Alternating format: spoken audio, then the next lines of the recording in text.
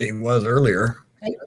Hey, welcome everybody. Jeff Prather on the Prather Point. I'm going to skip my usual intro because I don't have a lot of time with my guest, although we're having some communications problems. It's pardon Dr. Lakin, the Army MD that defied Obama. We'll also be talking Army MD Terry Lakin asked pardon for Obama's birth certificate. Inflection Point Army to build gold refineries. Whistleblower TPUSA is working with MOSSAD. And ERIKA slams CANDACE to defend the TPUSA family show instead. And the cell tower ping proves coal was not there. So really happy and proud to have my guest, who is actually my doc as well, and a fellow Army officer. Dr. Terry Lakin is a physician and former United States Army Lieutenant Colonel who served from 1991 until 2011.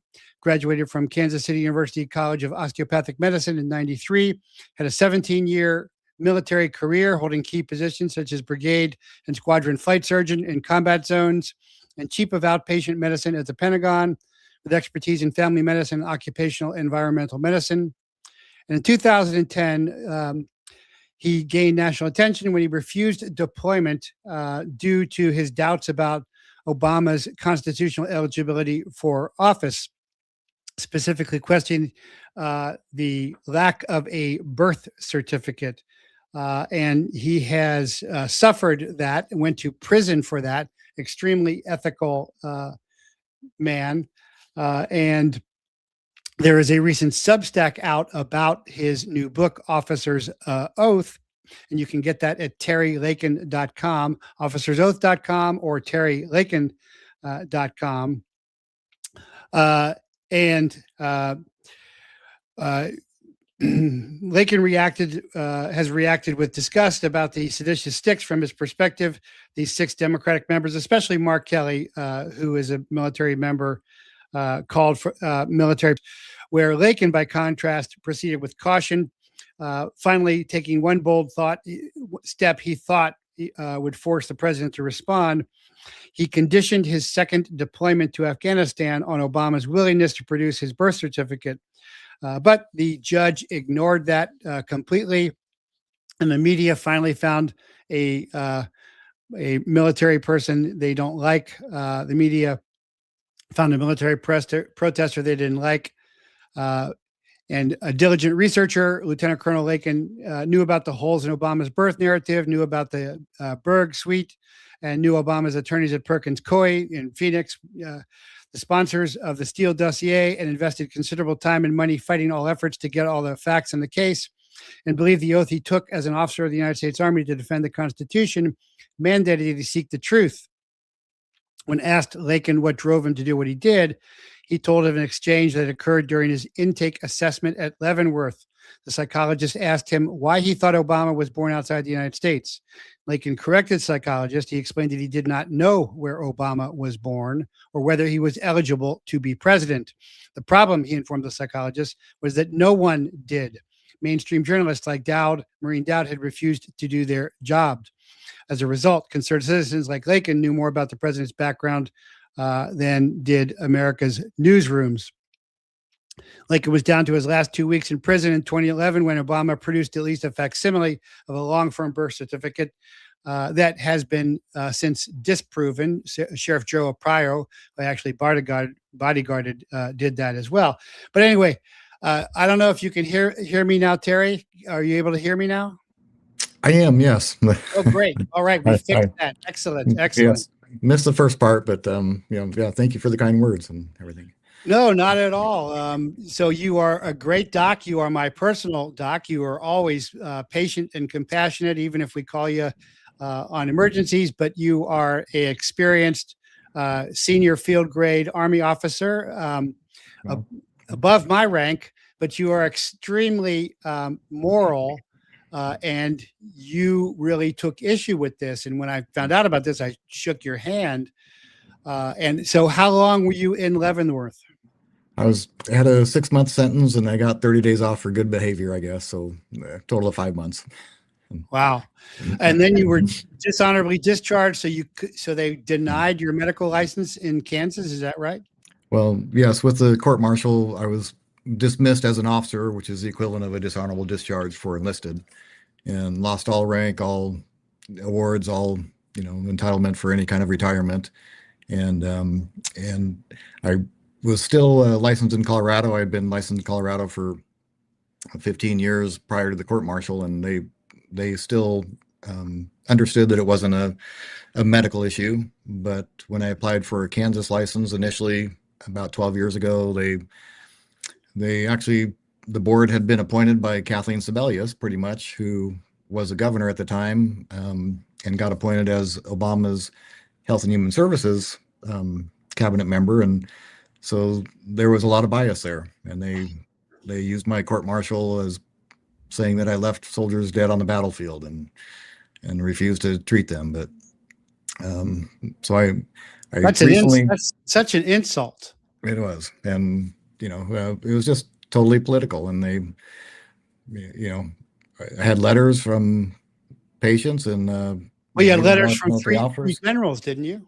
I did. Three general officers. Two general officers that were retired, and I had met with them prior to my court martial, and they said that this is something that general officers should be taken care of, not some lowly lieutenant colonel. And it was a question that needed to be answered. And when I tried to, when I saw that a lot of people that were trying to get the answers, losing in civilian courts, the judges were saying that people didn't have any standing to ask about Obama's credentials. They also they didn't say that they said the case wasn't ripe because the election hadn't taken prior yet. And then even after the election, the judges were saying that it was a moot point because Obama was elected already. So the answers regarding this have just been horrible, and a lot of people have been trying to shine a light on this. When I realized all this was going on, and I had about 2 years left before I could retire, I thought that I would just do my time and retire. But when I came under Obama's surge orders to Afghanistan, I felt that then I was being ordered to a combat zone by a commander-in-chief that had not proven that he was eligible to be my commander-in-chief. And you were right. Sheriff Arpaio, former DEA SAC, proved the birth certificate to be forensically false. And of course, now we know that Obama was a longtime recruit of the CIA, probably when he went to Pakistan as a student. But why at the court martial did they not allow evidence of the lack of a birth certificate to be brought in? My only hope was in the process leading up to the court martial, where they, kind of a grand jury, or they have an investigating officer, and that's the point where I can enter in what kind of depositions or subpoenas or things that I want to enter into evidence. But that investigating officer said that none of my stuff mattered, and the judge agreed with them. And so when I went into the court martial, I had no defense. I wasn't even allowed to have the retired generals as character references, or even enter their letters of support. So the court martial was just a formality to give me a sentence. It was lost well before the court martial.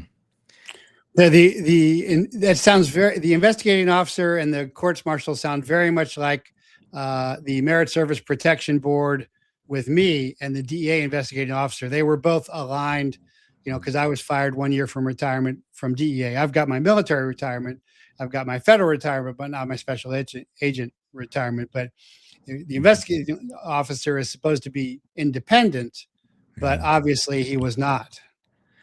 Well, yeah, obviously some of them, just wanted to go along to get along. But, it is a valid question, I think, that needs to be answered. And even when the Supreme Court refused to hear Kirshner versus Obama case,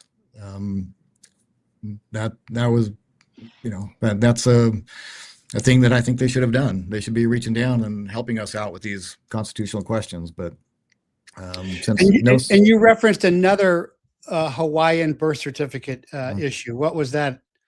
Well, yes, when I started learning about this, I was stationed in the DC area. I lived in there. I worked at Aberdeen Proving Ground, and there were some freedom rallies down in the DC, the grounds of the Capitol, and I went down there. I listened to Ambassador Alan Keyes speak and say that he ran against Obama as a state senator, and back then they knew that he wasn't a citizen or that he had been foreign born, but he could never track down the videotapes of Obama saying that.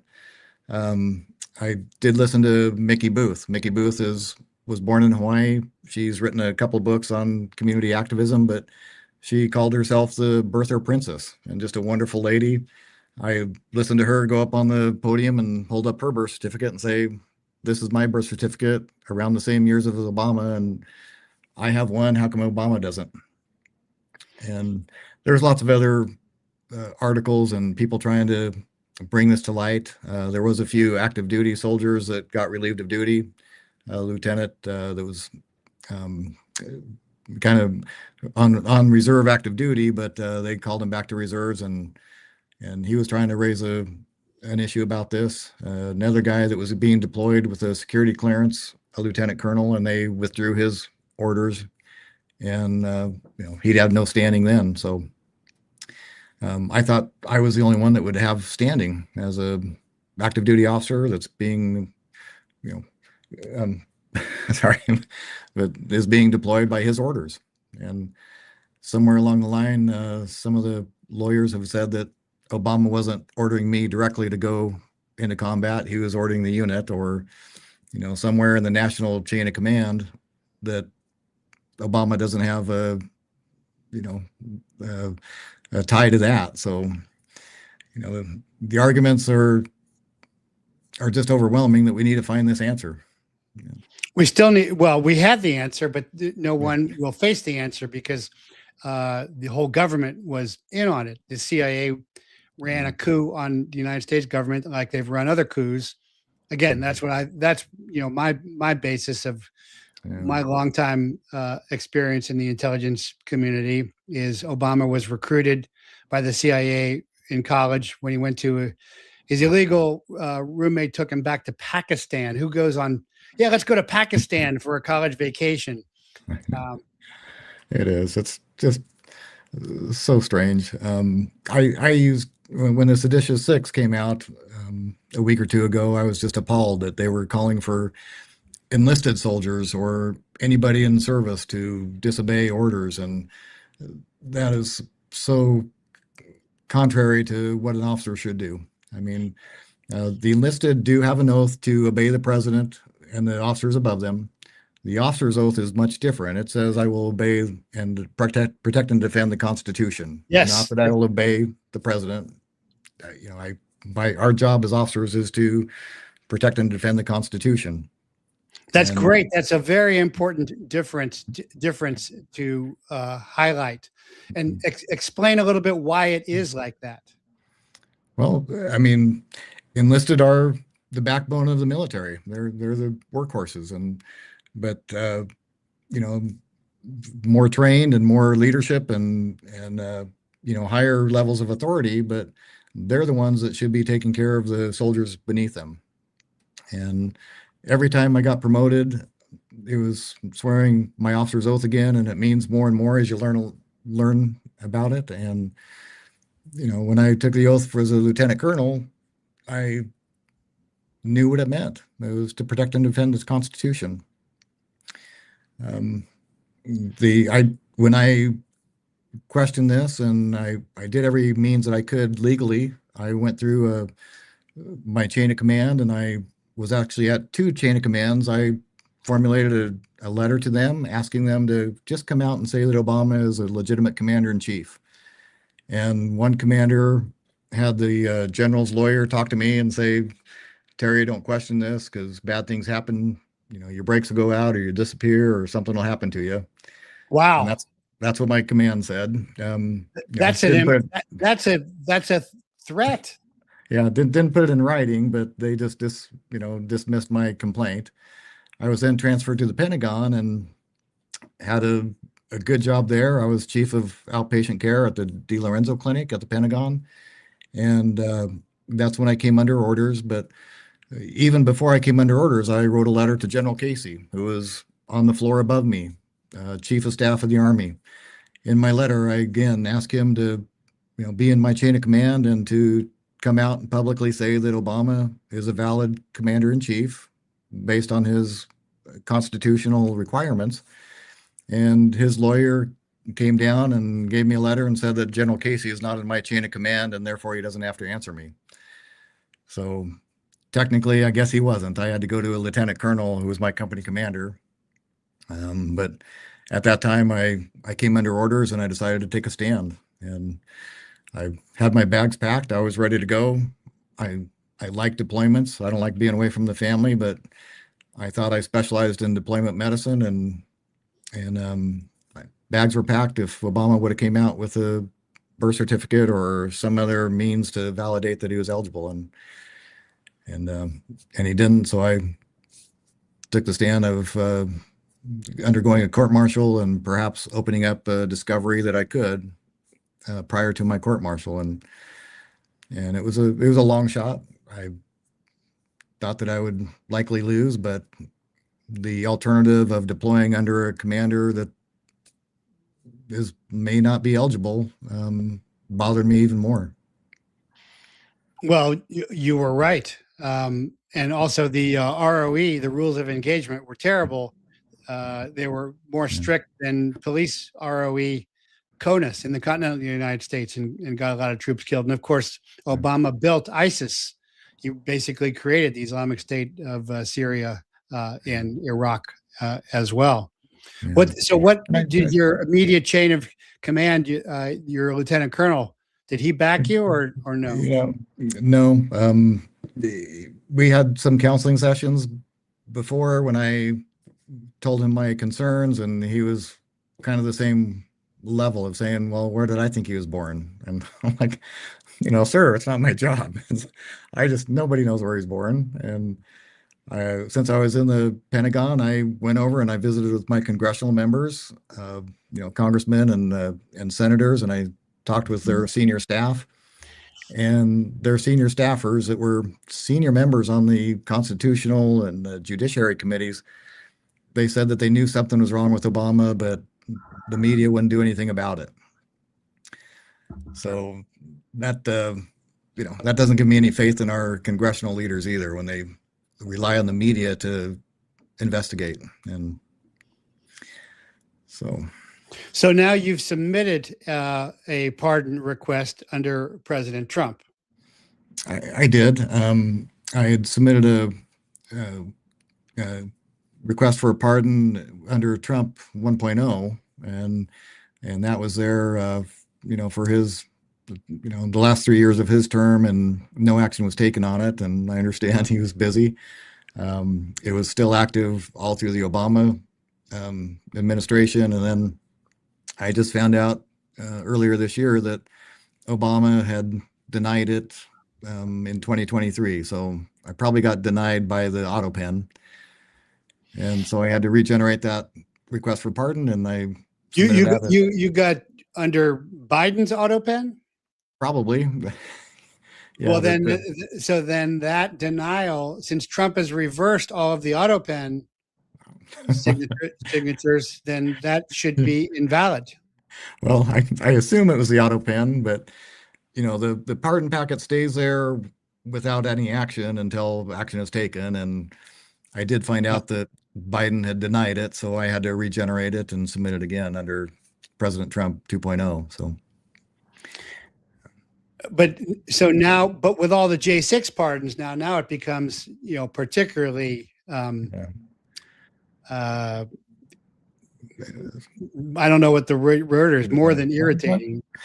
Well, I knew that I had to regenerate the pardon application when President Trump was elected. I thought that I'd have a few months to do it, wait for him to take care of the J6ers and other people, and he did that on day one. So I've been kind of slow in getting my application in, but it is in now. And Jack Cashel was nice enough to write a good article about it. Yeah, and the book. Tell us about Officer's Oath. Well, it came about as I got out of Leavenworth, and I just wanted to fade away, take care of my family, and raised them in a Christian manner. I didn't want to go on any public speaking tours, but then I got a phone call from Jack Cashel, and Jack Cashel is a wonderful author. He's written a lot of these kind of books of telling people's story, and he helped me generate the book, and we've had that out from about a year or two after I got out of prison, and I've maintained the websites. Just you know, I don't like the limelight. I don't like public speaking, but I got the story in print, and so now it can't be destroyed. No, and I know I can empathize with you because I still have dreams or nightmares about being fired by DEA because a lot of our identity is inside our roles, and especially the military profession role. So I can empathize at how much that affected you and still must affect you. Yeah, it's been a tough decade.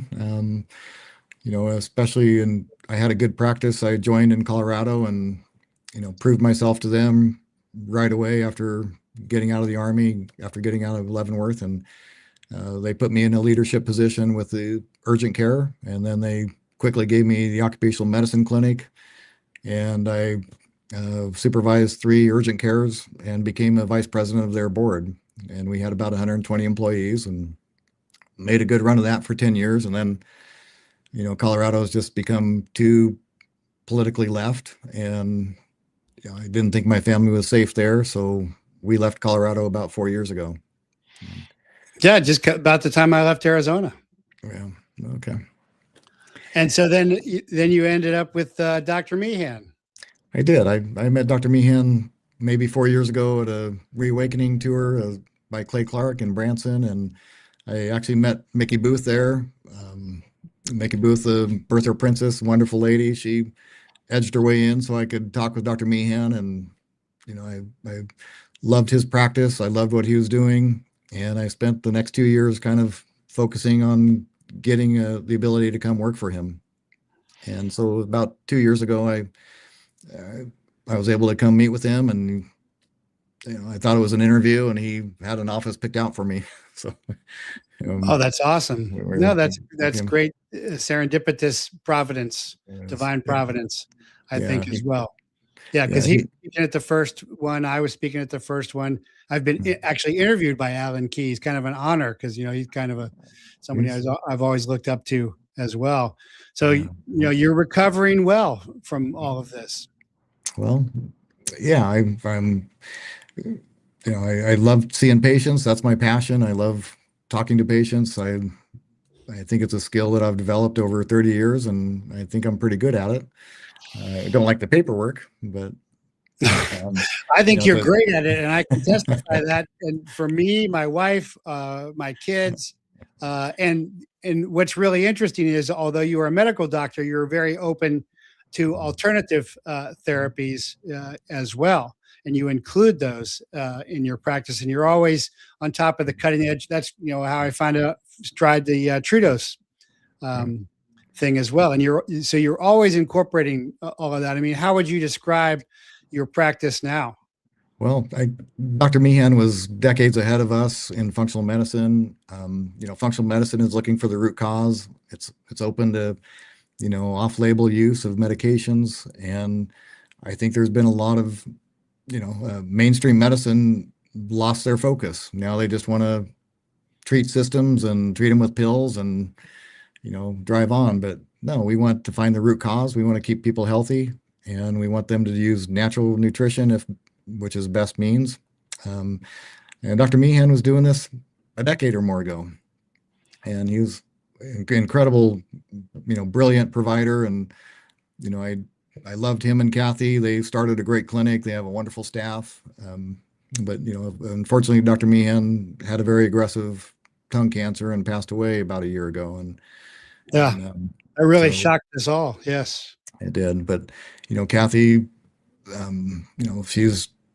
she understands that Jim had a passion to take care of kids and kept the clinic open. And she has a great, wonderful Mindset Kids program. We take care of Yeah, kids actually, in that last setting. time you were on, it was you and Kathy talking about the Mindset Kids because you were debuting it, I believe. Yeah, yeah, it's a wonderful program for families and their kids, and I usually take care of the mother and father for functional medicine, and then the kids we do natural things with them as appropriate, and I think we're love talking to parents that are freedom fighters too. Yeah, and you are so patient and giving of your time. I know because my wife has called you on weekends and stuff because she's always worried about me, and so we're so appreciative of that. Um, Thank you. so, so where do you see medicine going? Functional medicine going in the future? Is what you're doing now really the future of medicine? Because not only is Western medicine corrupted, but I think it's also weaponized. So You're people are right. going to find alternatives. Those that live will have to find alternatives. No, you're right. Medicine took the wrong turn. Um, I I do specialize in treating long haul COVID, and that morphed into vaccine injuries, and that vaccine is a big poison for us. So I I have a lot of vaccine injured patients, and unfortunately, it's become a lot of turbo cancers because of that. And I would say that we're kind of becoming we try and offer people complementary things to what they want to do for their cancer, and it's just getting too busy with that too. But what we can do now with technology of genomics and gut microbiome is incredible, and also the peptide therapies is just another branch of medicine that has been sequestered, and I think people are waking up to that, the powers of that. And something else that's very unique about your approach is you want us to make the decisions. You don't dictate. I know when you were first working with my wife, she was a little bit frustrated because she's like, well, okay, what is it? What's the answer? And you're like, nope, here's the options. Here's solutions, but you decide. Yeah, no, yeah, the patient knows their body better than anybody, and I I try and give them the best options and the risk and the benefits of each, and we approach things in a safe way. Well, you most certainly do, and I know that you are going to have to. You got a patient call here at Yes. 1:30. Um, so officersoath.com is where you can get the book. TerryLakin.com is also the same site, and if you want to get Terry as your doc, like I do, and if I just recommended some folks to you. In fact, you saw them a while back. Um, the wife had aggressive cancer, and you were very helpful. They were very happy and reassured by that consultation. By the way, but it's mehanmd.com as well. And what else am I missing? Um, no, we have the great Mindset Kids program. If people have kids and they're not happy with their current, pediatric clinics that are forcing medicines on them, that'd be so. We try Yeah, and give them that yeah, option. forcing vaccines and jabs that are going to poison them. Yeah, Yeah. very, very good point. Very good point. Um, oh, one question here, Doc. You should look into frequency healing. Are you doing anything with frequency healing? We're trying. Yes, that's very intriguing, and I'm kind of overwhelming patients with all the different modalities that we have available. So, um, that's something that we have advocated, and we have some sources for people to do that. Um, But the hyperbaric great air. thing is you offer, but you evaluate also. You're like, oh, I don't think this one's going to work for you. You're very custom in that approach. Is something else I appreciate very much. Yeah, we try and test and not guess, but sometimes testing can be super expensive, and if there's safe alternatives or complementary things, then we give it a try. And hyperbaric air and hyperbaric oxygen is incredible. We dabble into ozone, and we do some other IV therapies that are kind of out, just cutting edge, and we're doing research on those now too. So So, somebody's asking about chlorine dioxide. Yeah, another great thing. Yeah. Yeah, Doc, all respect to you for standing up for your beliefs. It takes great courage to do so, no doubt. And that's from Lewis there. well, One other question. Orgone energy. Orgone energy? That's one I've heard about, haven't looked into it. Well, but we have a great staff here, and we're constantly finding new things. And I think the cracks in the wall are happening. People are getting information about this, and getting true information about vaccines now too. So no, I think this is definitely the future of medicine. Definitely, definitely. And people looks bright. Can communicate with you remotely as well, right? They don't have to be in Tulsa. Yes, yeah, we have telemedicine in all 50 states. So excellent. Well, I know you got to go. Yes. So thank you again for everything you do for me and my family, and for your courage there. And of course, we'll be staying in touch and praying that President Trump will pardon you. Well, thank you. I appreciate it, Jeffrey. Thank you so much. God bless. God bless. Bye. Okay, there's the great Terry Langer, great man. I'm just really in awe of him. Very, very brave man. Health model instead of a business model. Yeah, that is very well said. Give me some of that. Very well said. So I wanted, I only had Terry for a half an hour there, but I mean, he's so kind and so compassionate. I can't say enough good things about him. So moving on, there's a whistleblower from TPUSA who says that Turning Point has been working with MOSSAD for 4 to 5 years. Joshua Peterson's video testimony, which you can see on X at the skiff, talks about transporting underage recruits to bars using stripper vans with poles in them, and taking these guys out to get drunk. He said, well, this didn't fit in with the Christian image of the organization. And then they'd take them, of course, they'd get them drunk, and then they'd take them out to interview them. And they were asking him about Israel, and they were asking him about MOSSAD. And they then admitted that they were MOSSAD, and they'd been working with TPUSA for 4 to 5 years. And of course, the stripper vans, you bring then the strippers in, then of course you photograph them. It's the same Epstein Island in a van, which was not really required in his instance at this time. But this building on Josh's previous claims to a secret TPUSA stock market branch handling over $5 million with 0 listed employees, potentially money laundering, and suggest an inner circle opposed founder Charlie Kirk and were working directly against him. And Josh is now allegedly facing backlash and threats to keep quiet on his experience and insider knowledge. But this fits in with everything else that we have thought, that CANDACE has uncovered, that Tucker has illustrated, that I have pointed out.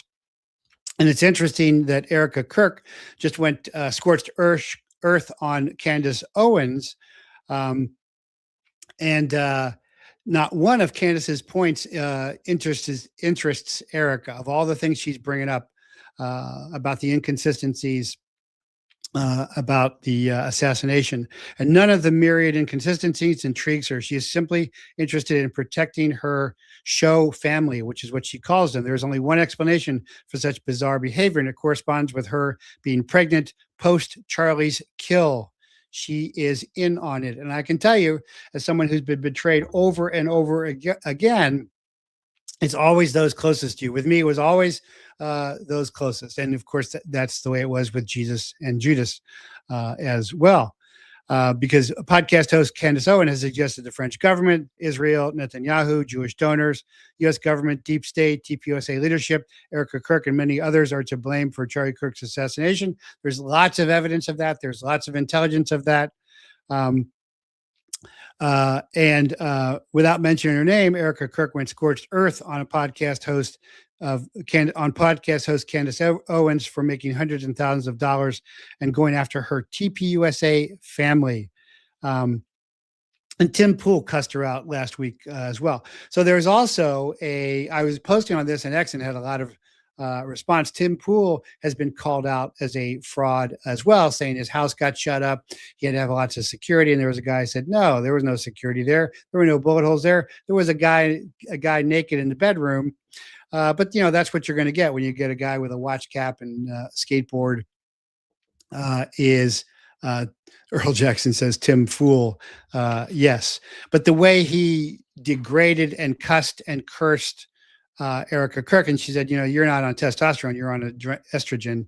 You're not a real man, is exactly the truth about somebody like that. And by the way, if you want to debate me on X, I'm fine with that. If you want to degrade me, then I'll just, block you.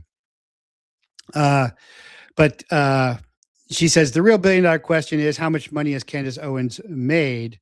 And she said, here's my breaking point. Come after me, call me names, I don't care. Call me what you want. Go down that rabbit hole. But when you go after my family, my Turning Point USA family, which is interesting, that the way she is saying that, at least to me, my Charlie Kirk Show family, when you go after the people that I love, and you're making hundreds of thousands of dollars in every single episode, I love that. Going after the people that I love because somehow they're in on this. No. So she's ignoring all the inconsistencies, all the evidence, all the evidence that shows that it wasn't a 30-06, that's an exit wound, not an entry wound. All the commentators, all the ballistics experts, all the forensics experts, everything, none of that matters to her. What matters to her is the attack, not even on her family of her kids, but her show family. I just think it's very interesting to say that, her show family. And so that, and also that she's pregnant. Of course, there's rumors that is Vance's. That would go along with the way she was rubbing her hands in his hair. He had his hands on his hips. And going to Candace's exposés, where Candace dropped explosive 30 minutes that a 35-year military whistleblower, Harry Myers, since changed his name, walked into a classified final briefing at Fort Huachuca on September 9th, 2025, literally the same day that Charlie was murdered. And there were a lot of lieutenant colonels there. She mistakenly said E6s. She meant O6s. And TPUSA security contractor Brian Harple walking out with a gray-haired boss and the officer who personally interrogated Harry for 7 straight hours, Captain Neff. And this Captain Neff, or newly promoted Lieutenant Colonel Daniel Neff, is allegedly the first cousin of Blake Neff, Charlie Kirk's longtime producer at Turning Point. And they produce the receipts and the details of this, and that he aligns with force protection, base security. And this all appears to be legitimate. This man ran a 7-hour interrogation to cover the tracks of the meeting that Harry believes greenlit Charlie Kirk's assassination, because 35 years before, he had been present when they were putting ground surveillance radars, GSR radars, out on the Arizona border via Task Force 6, Joint Task Force 6, JTF 6.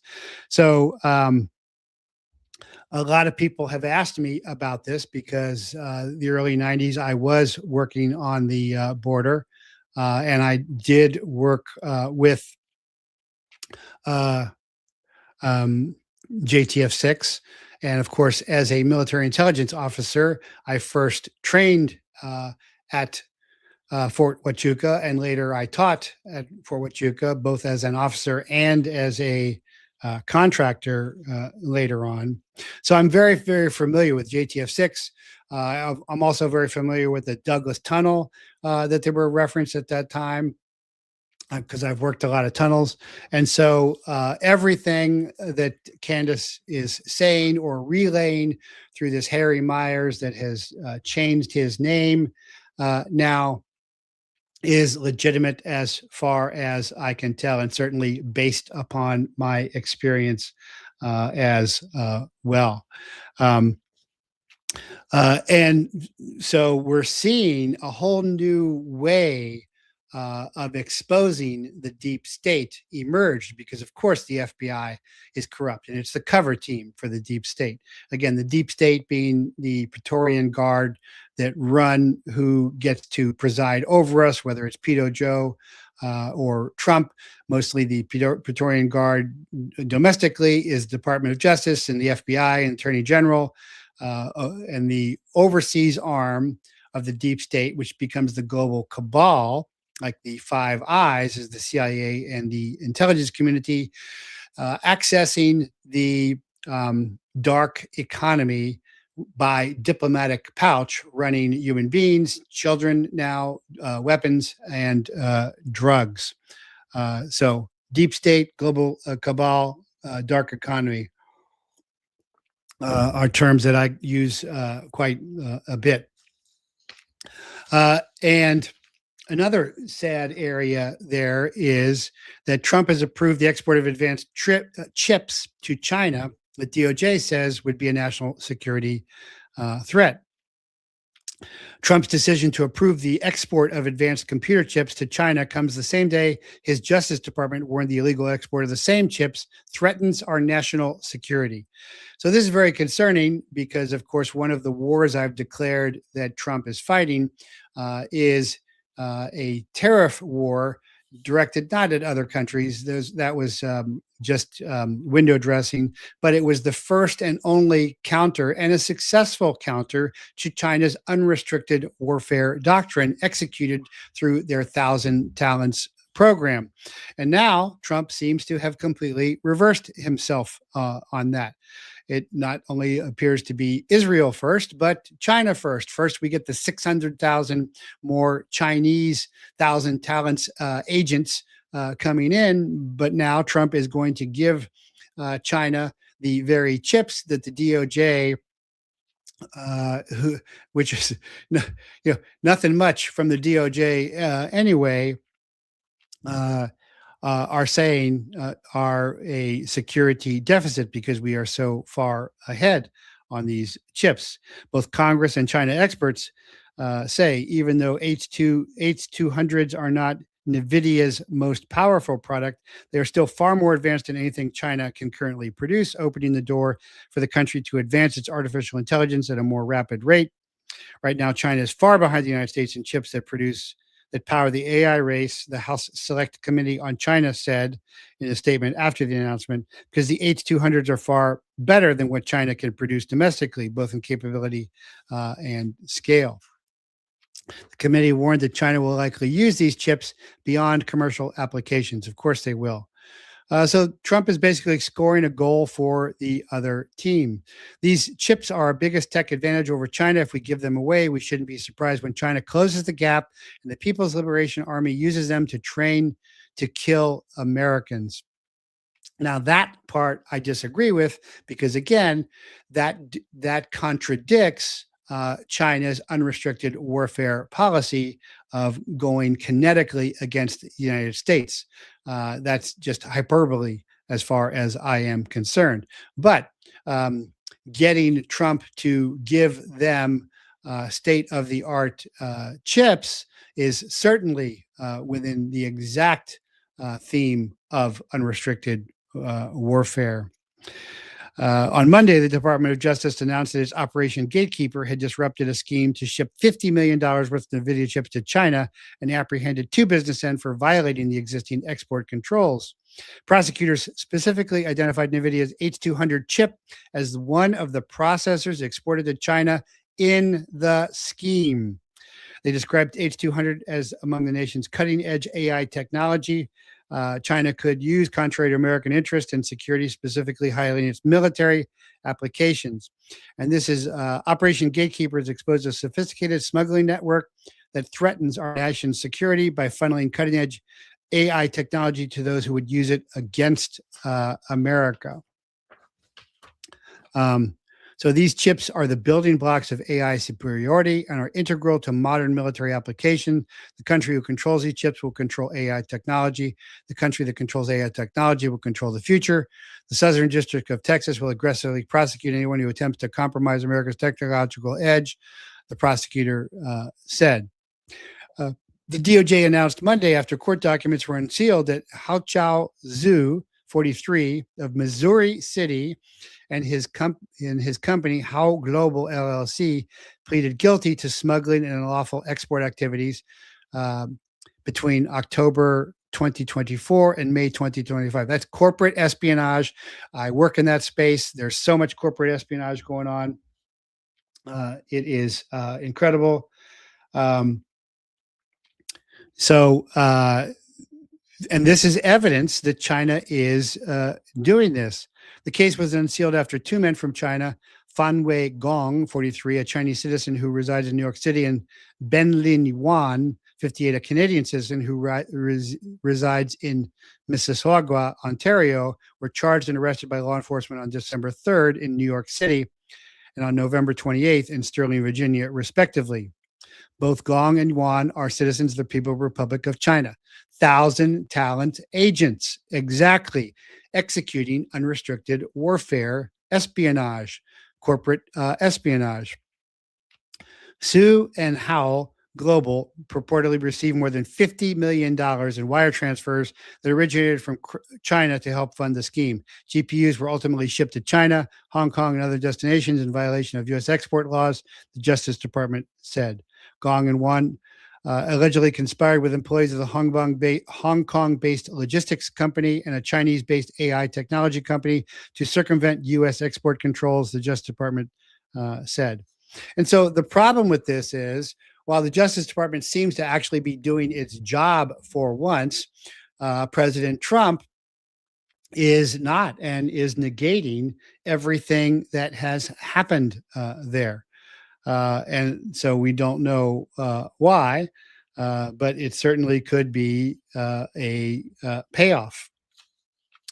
So, let me know what you think about that, because I was very complimentary of Trump's tariff war as the first and only counter to China's unrestricted war that began after they watched us win the first Gulf War. So very important, but also a very important inflection point, and that is the U.S. Army looks to build small refineries for critical minerals.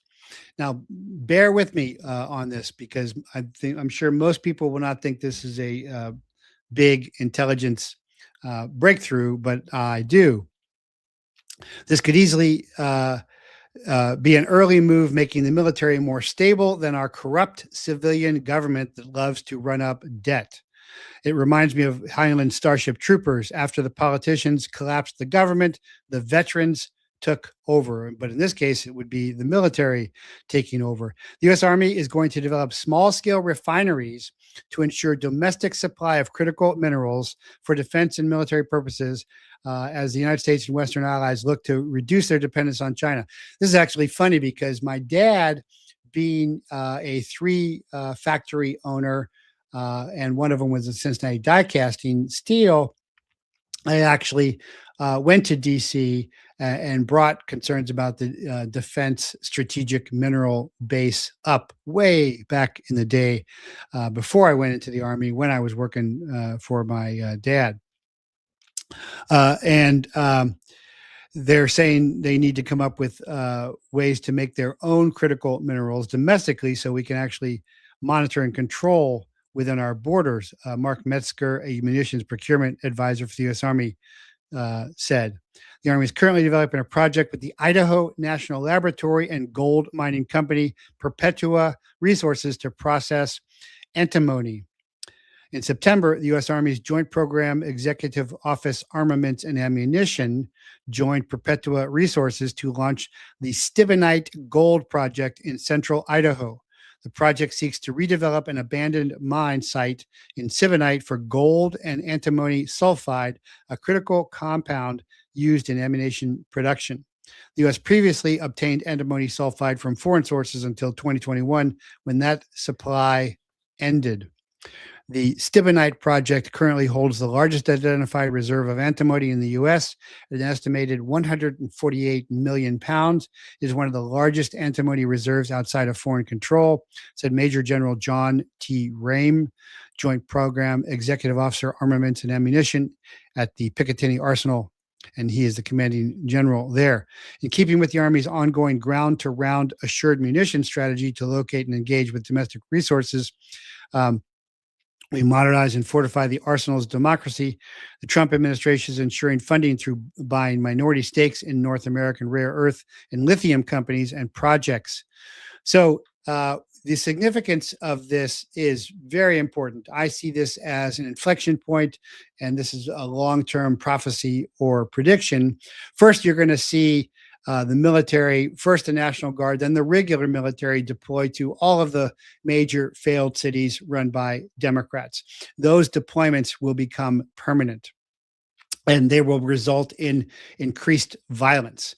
If you look at the chaos and confusion in a lot of inner cities, particularly in a lot of Black neighborhoods where Blacks have grown up with no father discipline whatsoever, and they just you can't talk to them, they just yell, they never comply if they're being interviewed by the police, and it always results in violence. And that's what they're calling Black fatigue now. That is going to get worse, and it's going to get so bad that the National Guard will be a permanent fixture. And of course, Trump has already said that he wants a QRF National Guard force around, but then the regular military will get involved in this, and this will get more violent. That is, there will be a lot more violence, and violence will become standardized. Now, violence by the thugs and the looters is already standardized. What's not standardized is the response by the military. But down the road, in a decade or two, that is going to happen. That is my prediction there. So the military's increased presence and power domestically is going to grow. When the military establishes refineries for these rare minerals and gold, they are going to become more powerful as well, having their own source of hard currency, gold and minerals, while the federal government continues to spend itself into oblivion and with cyber currencies that mean nothing. So it starts to look a lot like Robert Heinlein's Starship Troopers, where after the politicians destroyed the government, the veterans, except in this case, it looks like the military takes over. And so that's my long-term prediction, and we will see if I am right about that as well. Also, there'll be later on, there'll be areas of the city of the major cities controlled by alternative militia. We're already seeing this happen in Britain and Ireland, where there is a new Irish movement standing up and new British movement who are sick of the Islamic men coming in and raping kids and their women and getting paid for it. And they are resisting that and fighting back. So those forces will coalesce and become organized factions, which will control parts of those cities in Europe in particular. And eventually we'll see those things as well. So that's some long-term strategic predictions and prophecies that you can remember, and we'll see if those pan out. But I see a lot of this in hard sci-fi, military sci-fi as well. And continuing to talk about the military, U.S. forces have intercepted and seized a sanctioned oil tanker off the coast of Venezuela. And so I've been saying this for quite some time is go fast boats are nice and flashy, but they cannot make the CONUS journey without multiple refueling points, and open cockpits don't indicate extended sailing time. Tankers are the real vectors for the deep state, transporting massive numbers of children, drugs, and weapons via containers. And oil is a strategic resource. This is an escalation and long overdue. Instead of just blowing up all these cigarette boats and go fast boats, I've said, well, why aren't they seizing container ships? Now, this is a tanker ship, but again, the tanker could be a refueling vessel. So this is an inflection point, increasing, it looks like, the war against the global cartel, the global cabal, while Trump is doing nothing against the deep state Praetorian Guard in the FBI and CIA, except supporting them. The global cabal, he seems to be fighting to a degree because he is concentrating on Venezuela. Now, there's an old former DEA companion of mine from Snowcap. I think his name is Hathaway, that is now the sheriff in Santa Cruz County. He's like, this is murder. Shouldn't be doing that. Venezuela hasn't done anything to us. This is law enforcement. And that is pure BS. He knows better than that.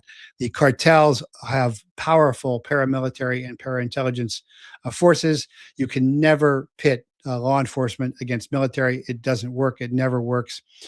So the cartel wars, where they have been declared terrorist organizations, are again something Trump has done right here.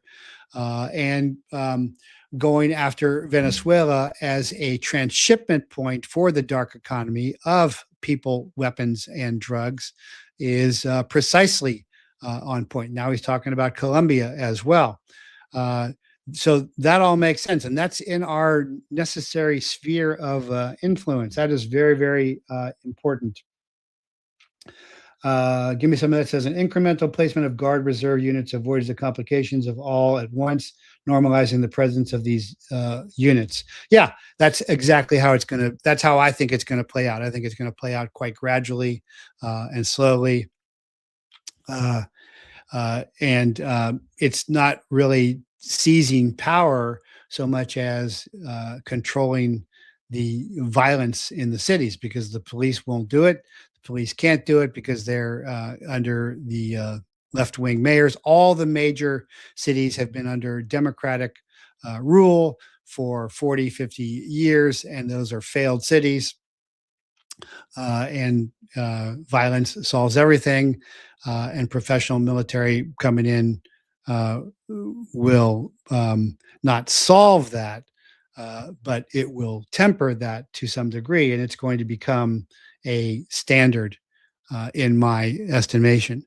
Now, the military deploying again to South America off the coast of Venezuela and getting involved, and Trump saying he's got special forces, which is Green Berets, and CIA working inside Venezuela. That is regime change, which is not a good idea, but collapsing those regimes and then letting what emerges emerge is different, at least in my estimation. And that follows on with what the Green Beret horse soldiers did in Afghanistan. They didn't emplace anybody. They just overthrew that government and then let emerge what emerged nationally. Another and final really important point is that Alex Jones, spokesman, said that the cell phone tower ping data reveals that the alleged pipe bomber, the autistic nerd Brian Cole, was not inside the route laid out by the FBI. Now, this gets pretty technical, and so you'll have to go to X to see this, and there's debates on both sides about this. But again, proving that your cell phone is someplace doesn't mean that you're there.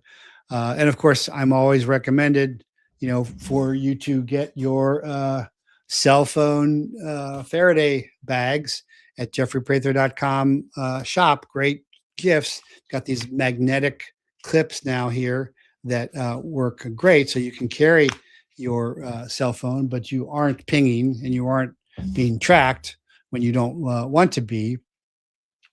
And you can also get the great staybrewed.com coffee or teamamerica.com coffee, or go into the jeffreyprather.com shop and get Prather private label, my coffee in particular, that I got to design. Those are great Christmas gifts, but this certainly throws doubt onto the FBI story. And of course, why should we believe the FBI about anything? We shouldn't, because they are constantly lying to us, constantly spying on us.